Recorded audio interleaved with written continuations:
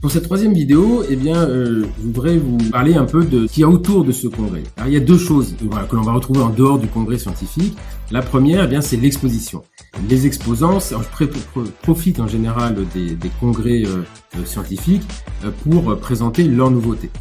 Et donc, en allant voir ce qu'on appelle les booths, les stands, on a accès en général aux fabricants, aux inventeurs, toute l'équipe marketing, toute l'équipe R&D. On voit les nouveautés, celles qui sont sorties, celles qui vont sortir, celles qui sont un peu en préparation.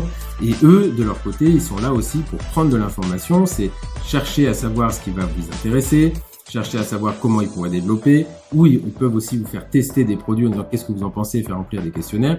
Et l'intérêt, c'est que l'endodontie étant une discipline très technique et très spécifique, tout le monde prend de l'information. Ce qui est intéressant quand on se balade dans les allées du congrès, c'est qu'on voit l'évolution de l'endodontie. Cette année à l'ESE, très grosse poussée des lasers. Et là, on sent que la désinfection au laser vient d'être boostée en endodontie. Et donc, c'est intéressant parce que on a toujours les grandes firmes qui sont en compétition avec les firmes qui inventent moins, qui ne font que des copies. Ce qui est intéressant, c'est de voir que ces petites sociétés, ces petites compagnies, commencent à prendre de plus en plus de place. Et une de ces sociétés, AITIS pour ne pas la nommer, et Woodpecker, étaient les deux gold sponsors, c'est-à-dire les gros sponsors de la Société Européenne d'Endo. Ça, il y a 10 ans, on ne le voyait pas du tout. C'était les grosses sociétés, les seuls platinum, ce qu'on appelle les sponsors platinum, c'était Dentsply, c'était Colten, c'était les grosses sociétés Acteon. Et là, de voir que le paysage a complètement changé en 10 ans, ça rabat les cartes et ça permet aussi de voir que quand on manipule ces instruments low cost, ils sont pas tous de la même qualité. Et voilà. Donc c'est intéressant de les manipuler, de prendre des échantillons. Et que c'est pas parce que c'est pas cher que c'est forcément bien. Donc ça, il faut faire très attention. Voilà. Et puis la deuxième partie, alors là, qui se fait en dehors du congrès, c'est toute la partie conviviale.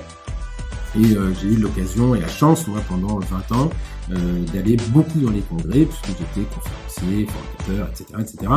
Et au fil du temps, il y a des amitiés qui se créent. Et c'est souvent des amis que je vois uniquement dans les congrès, dans les formations d'ailleurs, puisque j'ai tendance un peu à splitter ma vie professionnelle, ma vie personnelle.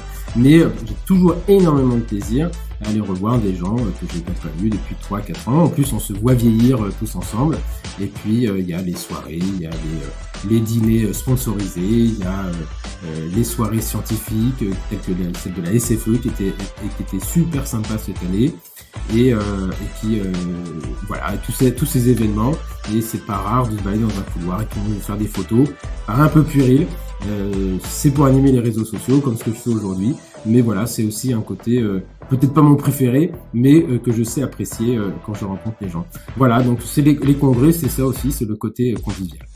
Voilà, cette série de 3 vidéos, c'était un petit peu pour vous présenter comment on vit un congrès scientifique, qui est très différent d'un congrès comme l'ADF, qui est plus basé sur l'exposition, et le congrès lui-même qui vient un petit peu souvent en deuxième poste. Et là, c'est complètement l'inverse.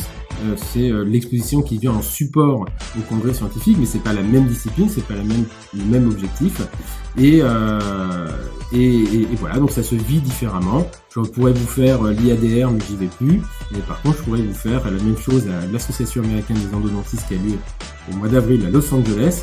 Et là, c'est un congrès qui est complètement différent puisque il est beaucoup plus professionnel que scientifique. Et voilà. Et la dernière nouvelle, puisque ça a été annoncé récemment ici, hier soir ou avant-hier soir à la Société de la SFE, le prochain congrès européen aura lieu chez nous, à Paris, du 3 au 6 septembre 2025. Voilà. Donc peut-être ce sera l'occasion que vous puissiez découvrir cette discipline qui est quand même assez extraordinaire et assez sensationnelle. Voilà, et en général, quand on sort d'un congrès, on ressort boosté, avec plein d'envie d'achat. Et puis lundi, il y a qu'à dîner, quoi. À bientôt!